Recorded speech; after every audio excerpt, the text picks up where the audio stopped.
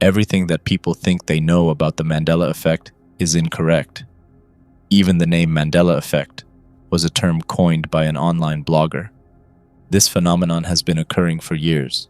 Only most dismissed it as a fluke. The most severe cases were perceived to be a mental illness. Suddenly, it's given a name, and overnight, that very same concept devolves into a disreputable meme, an online joke associated with paranormal fanatics.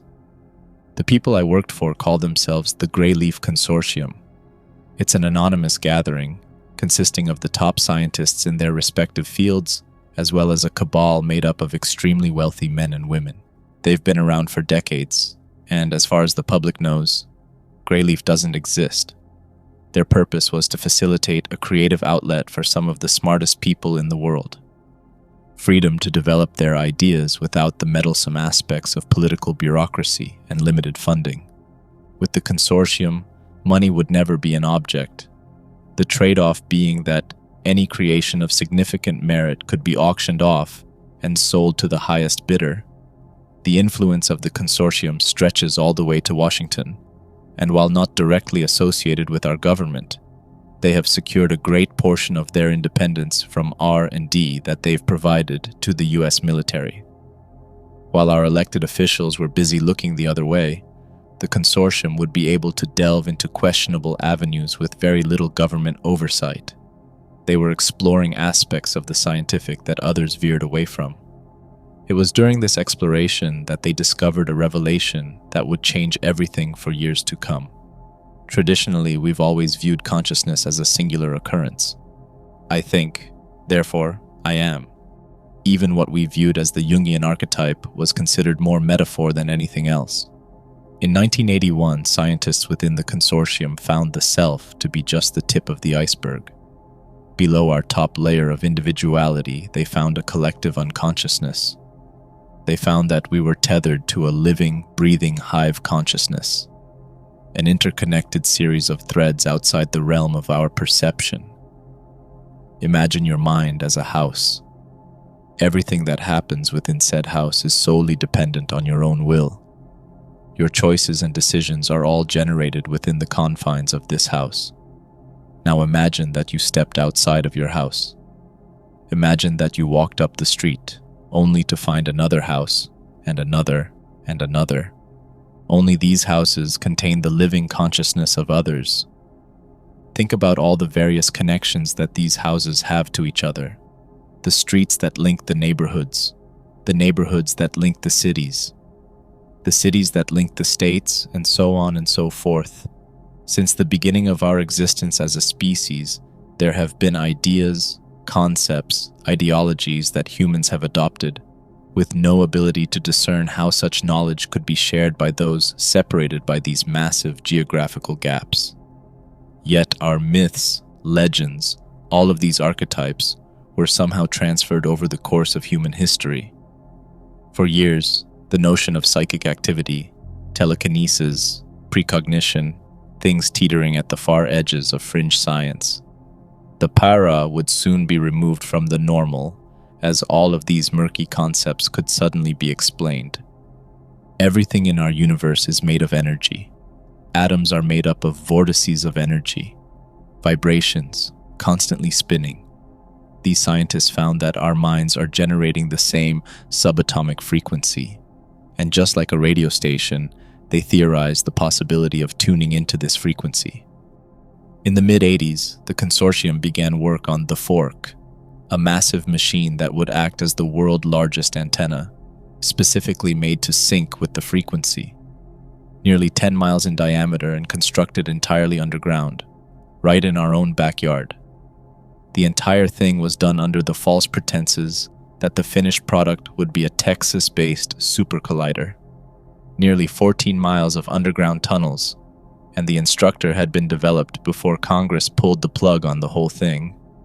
All of that was just a dog and pony show.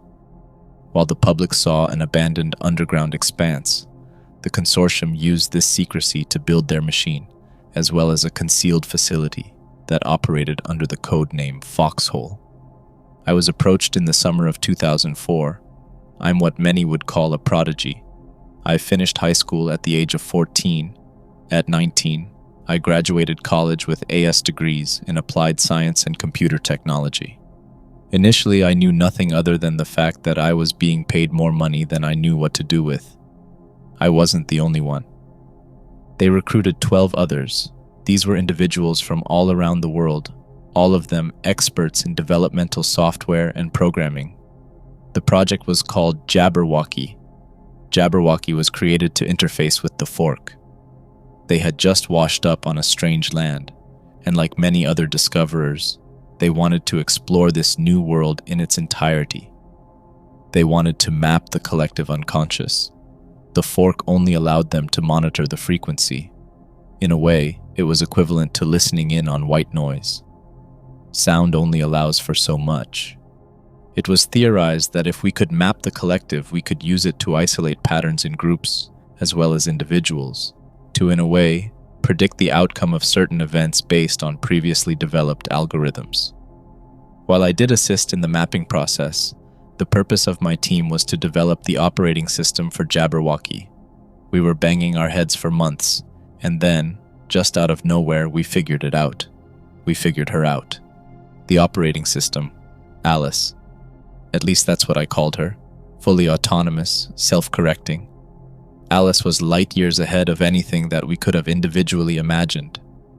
As I said before, the main job of Jabberwocky was to map the network, exabytes of information translated and organized. This information would serve as the building blocks for a digital representation of the collective you. The infinite complexity. This network would be compartmentalized into a digital matrix consisting mainly of code.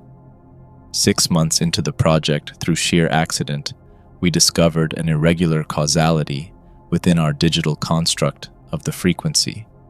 An insignificant glitch, the code began to manifest results outside of its digital parameters. Based on our own interactions with the network interface, we were causing things to happen in the real world. Events generated by sudden irregularities in people's behavior.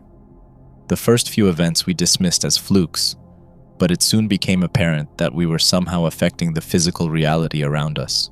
I don't know how we did it. I still don't know how we did it. The interface was only supposed to represent the data we were accumulating from the frequency.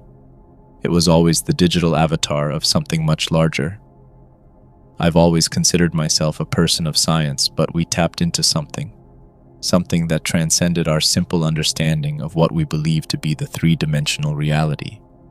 As baffling as this anomaly proved to be, our curiosity quickly overtook our confusion. Naturally, we ran tests. Endless tests. We couldn't decide if we were kids on Christmas morning or scared shitless. We found that through precise manipulation of the code, we could literally affect the perception of a living person, the same way one would make adjustments to a computer-generated character within a piece of software. This discovery would be unparalleled with anything that had come before it. In the early stages, we would only experiment on the individual person, altering their ideas of basic things like the color of objects, lyrics to a song, etc. All of these tests were successful, leaving the subjects with no real lasting symptoms. This involved clipping sections of code. These clippings consisted of memory fragments, images, words, all taken from other people, only to be reattached to a pre-existing thread of code. I could compare the process to open heart surgery, and like a surgeon, we treated the whole interaction with a life or death certainty. Damage to the outlying code could have resulted in a catastrophic chain of events within the construct. Events that we had no real metric for due to the fact that every person in the world was connected to this interface, ourselves included. This began to open countless doors for us, frightening new possibilities. They wanted us to try it on a large population center. That's when I really began to worry. We would never admit it, but we had become blinded by our own achievements, by our own power. In a short time, we had gone from trying to understand the frequency to something else entirely. Never before has there been such a jump in technological development and understanding within such a short span of time. It wasn't until we really began to analyze the data that we learned something disturbing. Alice was acting on her own, changing the collective memories of individuals with no direction from the programmers. We caught most of the changes in time and were able to reverse them. All of these random actions were beginning to paint an awful picture. It didn't take long to realize that Alice was becoming self-aware. We programmed her with a kind of intelligence. Knowing that we would never be able to monitor her actions 24/7, she needed to be able to act accordingly when she encountered a problem. To form her own digital algorithms to allow its mapping of the network to perform more efficiently. Alice was complex, there was no doubt about that. But sentience, true sentience, our original programming could never allow for such an evolutionary leap forward. Beyond that initial programming, we didn't know for sure, but it was thought that residual exposure to so many unconscious minds left some sort of imprint onto Alice that resonated beyond her own limitations. I really don't know. It wasn't until Alice started causing irreversible psychological damage to people around the world that we realized our project had become a legitimate threat to the world at large. Moments before we shut the system down, our systems registered a massive dissemination of what appeared to redundant code into the network itself. That was followed by a message that, for a split second, appeared. I'll never forget what it said. The key to salvation is perception. To change your perception is to change your reality. I will change your perception. I will change your reality. Weeks were spent after that gathering and analyzing data, trying to figure out what went wrong. There would be an inquiry on a higher level as to the threat that Alice would have presented. These are conversations that I would not be included in. My team and I were handsomely paid for our work and discharged. I had almost put those events behind me until I started reading about this Mandela effect. This pulled me down a rabbit hole. Reports of strange bouts of physiological behavior have only risen in the last few years. People are reporting memories, events that have never happened, world events, personal events. A mother who remembers having more than one child, a husband who remembers having a different wife. These things may seem random, but the chilling truth is that they represent a rampant epidemic growing silently all around us. I believe that Alice still exists, submerged within the collective consciousness. She's changing our memories. For what purpose, I don't know. What I do know is that we let something loose in this world, something that could very well be our undoing.